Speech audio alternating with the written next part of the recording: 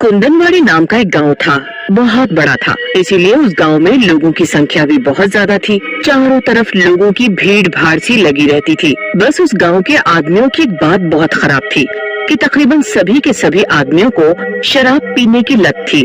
सुबह होते ही बस सबने मिलकर एकजुट बनाया और एक पेड़ के नीचे जाकर बैठ जाते शराब पीने।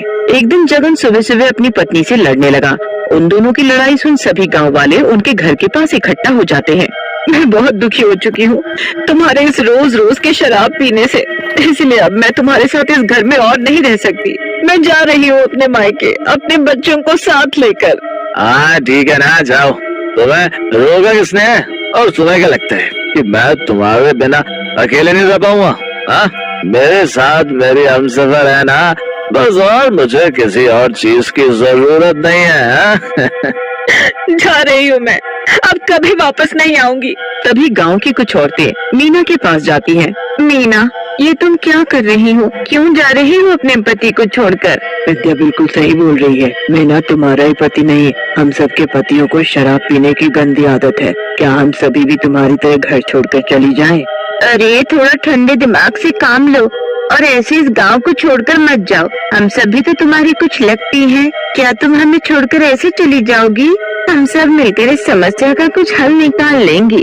सहेलियों के समझाने बुझाने के बाद मीना गांव में रुक जाती है। वो अब घर छोड़कर नहीं जाती, पर दूर झाड़ियों के पीछे बैठी एक चुड़ैल सब देख रही थी और सबकी बातें भी सुन रही थी। सब समझ आ गया मुझे, और आगे क्या करना है ये भी समझ गई मैं। चुड़ैल एक बड़े से मटके में खूब सारी लस्सी बनाती है और एक लंबा सा घूंघट ओढ़कर और सिर पर लस्सी का मटका उठाकर घुस जाती है गांव के अंदर। ये ठीक है, इस घूंघट में मुझे कोई पहचान भी नहीं पाएगा और इस तरह मेरा मकसद भी पूरा हो जाएगा।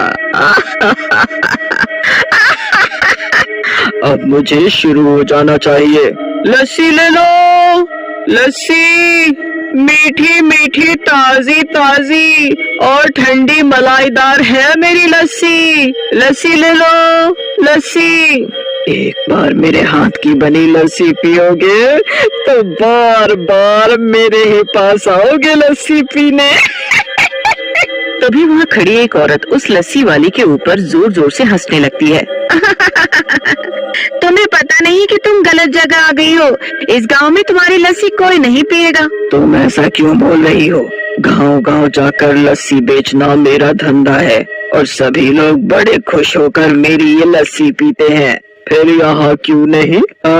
अरे तुम्हें पता नहीं, इस गांव में सभी आदमी तो शराब पीकर दिन रात नशे की हालत में पड़े रहते हैं और मजबूरी में गांव की औरतों को काम पर जाना पड़ता है। इसीलिए तुम्हारी ये लस्सी तो ये शराबी लोग पीना तो दूर की बात, इसे छुएंगे भी नहीं। हाँ, कोई बात नहीं, पर तुम तो यहाँ हो ना, तो तुम ही पी लो मेरी मलाईदार लस्सी। बस एक गिलास 2 रुपए। अच्छा ठीक है, तुम इतना बोल ही रही हो तो पिला दो लस्सी अपनी। चुड़ैल की लस्सी पीते ही ममता के मुंह से वाह निकलता है। आहा, ये तुम्हारी मलाईदार लस्सी तो वाकई बहुत स्वादिष्ट है। मुंह में जाते ही मानो पूरा शरीर ठंडा हो गया और इसे पीते ही कितना तरोताजा लग रहा है। तुमने लस्सी नहीं मानो कोई अमृत पिलाया हो मुझे। अगर तुम्हें मेरी लस्सी इतनी ही स्वाद लगी और अमृत जैसी लगी तो एक गिलास ये अमृत अपने पति को नहीं पिलाओगी? नहीं नहीं, ये काम मैं नहीं कर सकती। अगर मैं ये लस्सी का गिलास अपने पति के सामने लेकर गई तो मेरा पति मुझे बहुत मारेगा और मुझे घर से भी निकाल देगा। फिर मैं कहाँ जाऊंगी? अरे डरना छोड़ो और मेरी बात मानो। अपने पति की शराब की बोतल को खाली करके उसमें ये लस्सी भर दो। मैं तुमसे वादा करती हूँ कि तुम्हारे पति के मुंह में ये लस्सी जाते ही वो शराब पीना छोड़ देगा, क्योंकि उसे मेरी इस लस्सी की आदत हो जाएगी। देख लो, अगर ऐसा करने से मेरा पति शराब पीना छोड़ देगा तो ये काम मैं जरूर करूँगी। लाओ, दो मुझे ये लस्सी। लस्सी देकर चुड़ैल वहाँ से चली जाती है। उसके जाते ही ममता चुपचाप अपने पति रमेश की शराब की बोतल को खाली करके उसमें लस्सी भर देती है। रमेश नशे में धुत पड़ा था और वो शराब के बदले लस्सी की बोतल को अपने मुंह से लगाता है। ये जो भी था वो बहुत ही स्वाद था। ममता, क्या ये मुझे और मिल सकता? ममता ये सब देखकर बहुत हैरान रह जाती है और मन में कुछ सोचती है। उसे तुरंत एक उपाय सूझता है। जो आपने अभी पिया वो लस्सी थी, वो भी मलाई वाली। मैं तुम्हें और लस्सी दे सकती हूँ, पर एक शर्त है, तुम कभी दोबारा शराब नहीं पियोगे, फिर मैं तुम्हें रोज ये मलाई वाली लस्सी पिलाऊंगी। रमेश ममता की बात मान लेता है और घर में रखी सारी शराब की बोतल फोड़ डालता है। अपने पति को सुधरता देख ममता बहुत खुश होती है। अगले दिन गांव में फिर से वही चुड़ैल लस्सी बेचने आती है। लस्सी ले लो, लस्सी, मलाईदार लस्सी, ठंडी ठंडी लस्सी। तभी कुछ गांव के बच्चे चुड़ैल के पास जाते हैं लस्सी पीने। क्या वाकई ये लस्सी मलाई वाली है? मेरी माँ मुझे रोज मलाई वाला दूध पिलाती है, पर मैंने कभी मलाई वाली लस्सी नहीं पी। मैंने पी है जब भी मैं अपनी नानी के घर जाता हूँ तो मेरी नानी मुझे लस्सी पिलाती है। मुझे बहुत पसंद है ना लस्सी, इसलिए। बच्चों, फिर मेरे हाथ की भी एक बार लस्सी चख लो। ये लो तुम सबके लिए एक एक ग्लास लस्सी का, और पीकर बताओ कैसी है। सभी बच्चों को लस्सी बहुत पसंद आती है। धीरे धीरे पूरे गांव में चुड़ैल की लस्सी की ही चर्चा होने लगी। और तो और गांव के कई आदमियों ने तो लस्सी पीते ही शराब छोड़ दी। अरे ये तो चमत्कार ही हो गया, बिना कुछ किए ही मेरे पति ने शराब पीना छोड़ दिया। अब तो शराब की बात भी नहीं करते वो। ये चमत्कार सब उस लस्सी का है। उस लस्सी वाले की लस्सी जैसे कोई अमृत हो। जब से हमारे पतियों ने मलाई वाली लस्सी पी है ये तब से सुधर गए हैं। अब तो सब सुबह सुबह उठकर काम पर भी जाते हैं। पर अभी भी कुछ लोग इतने ढीठ हैं कि लस्सी को पीना तो दूर की बात, उनकी तरफ देखते भी नहीं।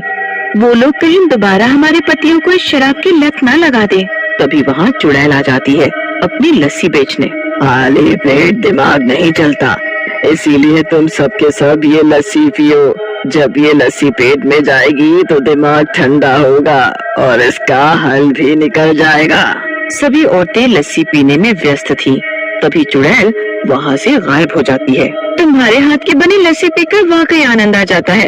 आखिर क्या मिलाती हो इसमें? अरे ये लस्सी वाली कहाँ गई? रोज आती है हमारे गांव में लस्सी बेचने, और ना तो कभी उसका नाम पूछा और ना ही उसकी सूरत देखी, और ऐसे अचानक कहाँ गायब हो गई? तभी वहाँ राम दुलारी का पति मोहन आ जाता है। तुम सभी औरतें ये ठीक नहीं कर रही। तुम मेरी पत्नी को बहला फुसलाकर मेरी शराब छुड़ाना चाहती हो। आज मैंने उसे रंगे हाथ पकड़ा है, मेरी शराब की बोतल में लस्सी डालते हुए। अब तुम्हारी और तुम्हारी सहेलियों की खैर नहीं राम दुलारी। अरे मुझे बचा लो, नहीं तो ये आदमी मुझे मार डालेगा। अगर मुझे कुछ हो गया तो मेरे बच्चों का क्या होगा? हमें मिलकर एकजुट होकर इन शराबियों के मुंह जबरन लस्सी डालनी होगी। अब तो बस यही एक रास्ता है अबला नारी को बचाने का। पर हमारे पास लस्सी नहीं है और वो लस्सी वाले भी कहीं गायब है। अब उसके जैसी लस्सी कहाँ से लाएं? मैंने एक बार देखा था उस लस्सी वाले को जंगल की तरफ से आते, शायद उसका घर वहीं कहीं हो। चलो सब जंगल, हमें अभी उससे लस्सी लानी होगी। एक बड़ा सा डंडा हाथ में उठाए मोहन राम दुलारी के पीछे उसे मारने के लिए भागता है, और उसके पीछे पूरा गांव। राम दुलारी भागते भागते जंगल के पास पहुंचती है और लस्सी वाली को ढूंढने लगती है। कहाँ हो तुम? मेरी जान बचा लो, मुझे बहुत जरूरत है तुम्हारी लस्सी की। अब वो ही जान बचा सकती है मेरी। तभी कुछ लोगों की नजर वहाँ दूर रखे बहुत सारे मटकों पर पड़ती है। वो देखो उधर कितने सारे मटके हैं। ये सभी मटके मेरे हैं, मैंने रखा है इधर। चुड़ैल को देखकर पूरा गांव डर से कांपने लगता है। चुड़ैल मोहन के हाथ से डंडा छीन लेती है। कितने दिनों से मैं तुम्हारे गांव में आ रही थी, तब तो तुम में से कोई नहीं डरा, तो अब क्यों डर रहे हो? हाँ, मैं वही लस्सी वाली हूँ जो तुम्हें इतना स्वादिष्ट लस्सी पिलाती आ रही हूँ। और अब नहीं, इन मटकों में मेरी बनाई हुई आखिरी लस्सी है। तुम सभी औरतें अगर अपने पतियों को वाकई सुधारना चाहती हो तो सुधार लो। वो रखी लस्सी तुम्हारे सामने, और ये रहा मेरे हाथ में डंडा। तभी राम दुलारी चुड़ैल के हाथों से डंडा ले लेती है और गुस्से में, उठाओ इन लस्सी के मटकों को और पियो इसे। अगर नहीं पिया इसे एक सांस में तो यही डंडा पड़ेगा, और अगर उसके बाद भी बच गए तो वो चुड़ैल नहीं छोड़ेगी तुम्हें। मोहन तो क्या, पूरे गांव के आदमी लस्सी का एक एक मटका उठाते हैं और पी जाते हैं, सारी लस्सी गट गट करके।